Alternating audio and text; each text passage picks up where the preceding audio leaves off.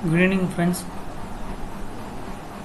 Good evening, friends. Now we are discussing about confusing matrix in machine learning. The confusing matrix is a matrix used to determine the performance of classification method for the given set of test data. It can only determine if the true value for the test data are known. The matrix itself can be easily understood, but they are related. The terminologies may be confusing, since they show the error in the model performance in the forms of matrix, since also known as the error matrix. Some feature of confusion the matrix is given below. For the true prediction classes for the classifier, the matrix of 2 cross 2 table for 3 class, if it is 3 class 3 as well possible. The matrix is divided into two dimensional, that the predicted value and the actual value, along with the total number of predicted value are those value which are predicted by the model, and the actual value or the true value from the given observation.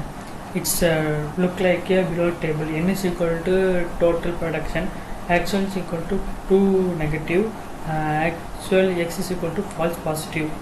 This is the table. Above the table, the true negative is the model as the given prediction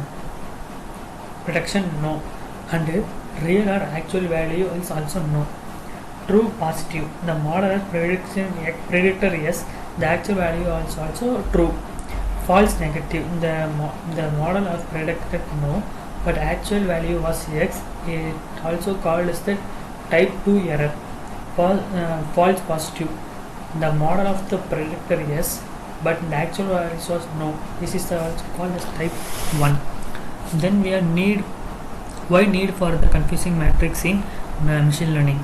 In evaluate the performance of the classification model when they are making the prediction on test data, and tells how good our classification model is.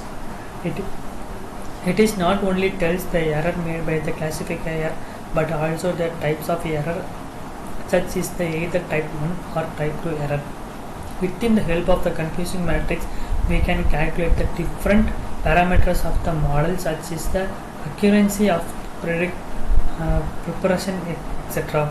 Example, we can understand the confusing matrix using example. Suppose we are trying to create the model, trying to create the model that can predict the result of the diseases that either persons are having disease or not. So if confusing matrix is given as n is equal to 100, actual is equal to no, actual is equal to x, predictor no, predictor x, true negative, false positive, 80 total value. This is the sum of true negative and false positive is equal to 68. Then false negative is equal to 8, true positive is 24. This is the sum is equal to 32. This is the sum also 73, I think, yes, 73. This is the 27. From the above the table, given the two classes classifier which have two prediction x or no. Here x defined as the patient and as the diseases, and no defined as the patient does not get the disease. The classifier made the total number of 100 predictions. The output of 100 prediction, 89 are true and 11 are incorrect predictions. The model are given the product x of 32 times and no 68 times, whether the actual is x was 27 and the actual no was 73. Calculating using confusing matrix. There are the 1, 2, 4 types of the classification assurance. It is not the important parameter to determine the assurance of the classification problem. We define the how often the model predicts the correct output. It can be calculated the ratio of the number of correct prediction made by the classifier to all number of prediction made by the classifier. This is the formula. Assurance equal to total positive plus total negative by total positive plus total false negative plus false negative plus true negative. Next we are going to misclassification rate. This is also termed as the error rate, and it defines the how often the model given the wrong prediction. The value error rate can be calculated the number of incorrect prediction to all the number of predicted by the classifier. Use this formula. Error rate is equal to false positive plus false negative by true positive plus true false positive plus false negative plus true negative. Then precision. It can be determined the number of correct output provide the model of all the positive correct classes that have been predicted correctly by the model. How many of them we have actually true, it can be calculated by this formula. Use this formula. Precision is equal to true positive by true positive plus false positive. Recall is defined as the out of the total positive class. However, the model predicted correctly, the recall must be high possible. Recall is equal to true positive by true positive plus false negative. F measure. If two models have low precision and high recall or vice, it is difficult to compare the model. So, this purpose we can use F source. This source helps to evaluate the recall and precision at the same time. This F source is the maximum. If the recall is equal to precision, it can calculate by the below formula.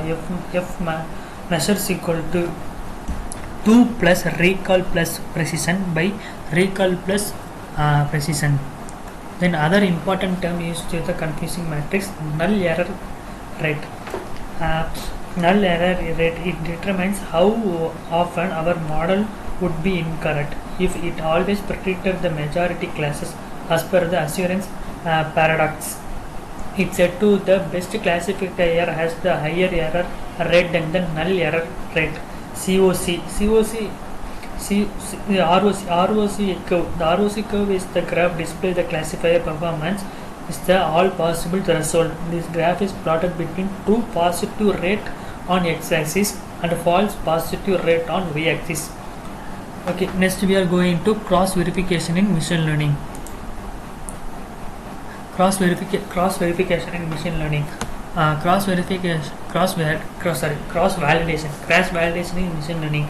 Cross validation is the technique for validating the model efficiency by training it on the subset. Input data and testing data are previously unseen subset of the input data. We can also say that it is a technique to check how the statically model generalized the independent dataset. In machine learning, there is always need to the test stability of the model. It means based on only the training data set. We cannot fit our model the training data set. For this purpose, we receive the particular sample of the data set which was not part of the training data set. After that, the test our the model in the sample before the deployment and this complete the process come under the cross validation. This sometimes different the general train test data set. They are the basic step for cross validations or reversing receiver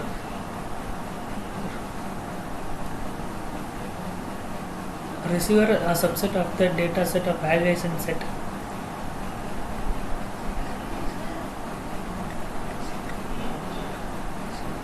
Providing the training to model using the training data.